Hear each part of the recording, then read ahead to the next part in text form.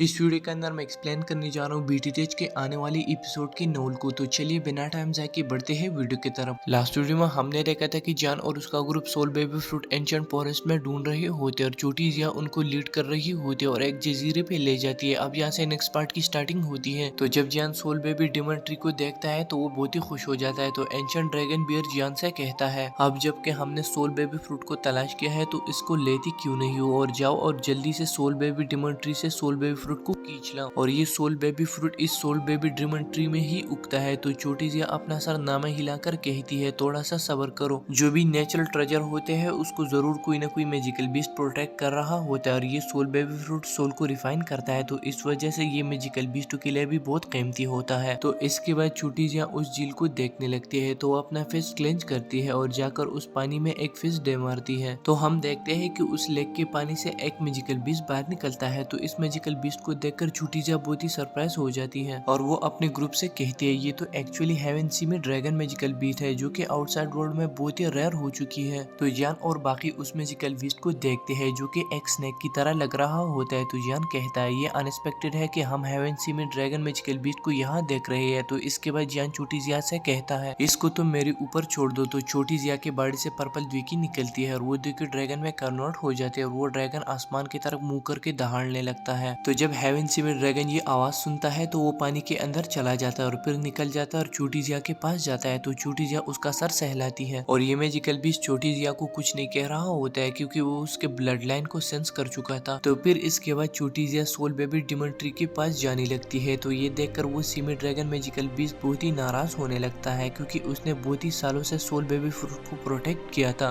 तो इस हेवन सी में ड्रैगन मैजिकल बीस्ट को इतना नाराज देखकर छोटी जिया को भी उस पर तरस आने लगता है और वो जियान की तरफ देखकर कहती है हमें इस मैजिकल बीस्ट को कुछ न कुछ देना चाहिए क्योंकि ये बड़ी अफसोस की बात होगी कि अगर हम इसे कुछ नहीं देते हैं। तो जान छोटी जिया के पास आ जाता है और वो मैजिकल बीस्ट को ग्रीट करके बोलता है मैं आपसे दिल से माफी चाहता हूँ और ओरिजिनली मुझे सोल बेबी फ्रूट की बहुत ही ज्यादा जरूरत है। तो जान उससे मजीद कहता है मेरे साथ 2 मेडिसिनल इंग्रेडिएंट है जिसको अगर तुम कंज्यूम करते हो तो तुम्हारी बॉडी की बहुत ही ज्यादा हेल्प होगी और तुम इंसानी शक्ल में ट्रांसफॉर्म हो सकते हो क्योंकि तुम्हारे साथ एंशिएंट ड्रैगन ब्लड लाइन है। तो ये सुनकर वो मैजिकल बीस्ट बहुत ही ज्यादा खुश हो जाता है और वो जान की तरफ देखकर नोट करके बोलता है दे दो दे दो दे दो। तो ये देखकर जान चैन का सांस लेता है और वो अपने स्टोरेज से काफी सारे मेडिसिनल इंग्रेडिएंट को बाहर निकालता है और उस मैजिकल बीस्ट के आगे बढ़ा देता है। तो वो मैजिकल बीस्ट जट से इन सारे मेडिसिनल इंग्रेडिएंट को निकल जाता है और खुश होकर अपने ठिकाने पे लौट जाता है। तो फिर इसके बाद जान और बाकी सोल बेबी फ्रूट के पेड़ के पास जाते हैं। तो तभी जान देखता है कि सोल बेबी डिमन ट्री पर 2 बड़े बड़े चीजें लटक रही होती है और इनका साइज फिस्ट जितना है और कलर में गोल्डन होते हैं। तो लिटिल फेयर डॉक्टर दूर से कहती है जल्दी करो, इस चीज को जल्दी से प्राप्त करो क्योंकि मैजिकल बीस्टों की दहाड़ने की आवाजें आना स्टार्ट हो चुकी है और ऐसा लग रहा है कि बहुत सारे लोग अपीयर हो चुके हैं। तो ये सुनकर जान नोट करता है और तभी जान अपने स्टोरेज से एक वुडन बॉक्स को बाहर निकालता है और सोल बेबी फ्रूट को तोड़कर जान उसको वुडन बॉक्स में रख देता है। फिर इसके बाद वो उसे अपने स्टोरेज में ऐड करके बोलता है फाइनली हमने सोल बेबी फ्रूट को ले लिया है। तो जान अपने ग्रुप से कहता है चलो चलते हैं। तो जब जान छोटी जिया की तरफ देखता है तो वो देखता है कि वो मुसलसल एक डायरेक्शन की तरफ देख रही है। तो जान उससे पूछता है कि क्या बात है, क्या तुम नहीं जा रही हो? तो छोटी जिया जान से कहती है वहाँ कुछ है जो मुझे बुला रहा है। तो ये वर्ड सुनकर जान और बाकी ग्रुप चौंक जाते हैं। तो लिटिल फेयर डॉक्टर जान से कहती है अब हमें क्या करना चाहिए, ऊपर से मैजिकल बीस्टों की दहाड़ने की आवाजें भी आ रही है और वो हमारे ही करीब आ रहे हैं। तो जान एक लम्हे के लिए सोचकर कहता है चलो चलकर देखते हैं और जबकि हम ट्रेजर माउंटेन में आ चुके हैं तो हमें खाली हाथ नहीं लौटना चाहिए और करंटली हमारे साथ टाइम है तो चलो चलकर देखते हैं। तो ये वर्ड सुनकर छोटी जिया बहुत ही खुश हो जाती है और वो एक डायरेक्शन की तरफ जाने लगती है और अपने ग्रुप से कहती है कि मुझे फॉलो करो और बाकी लोग उसे फॉलो करते हैं और रास्ते में जान और बाकी काफी खतरनाक औरत को सेंस करते हैं लेकिन इनके साथ छोटी जिया है और कोई भी मैजिकल बीस्ट इनके साथ पंगा नहीं ले रहा है। तो जान और बाकी एक सुनसान जगह पे पहुंच जाते हैं। तो लिटिल फेयर डॉक्टर कहती है सारे औरत एकदम क्यों गायब हो चुके हैं। तो ये सुनकर जान के भी एक्सप्रेशन चेंज हो जाते हैं। तो टियान हुजुनजे भी कहते हैं कि आखिर यहाँ पे क्या हो रहा है और वो सारे ऐसी जगह पे पहुंच चुके हैं जहाँ पर सब्ज घास दिखाई दे रहा है। तो छोटी जिया उनसे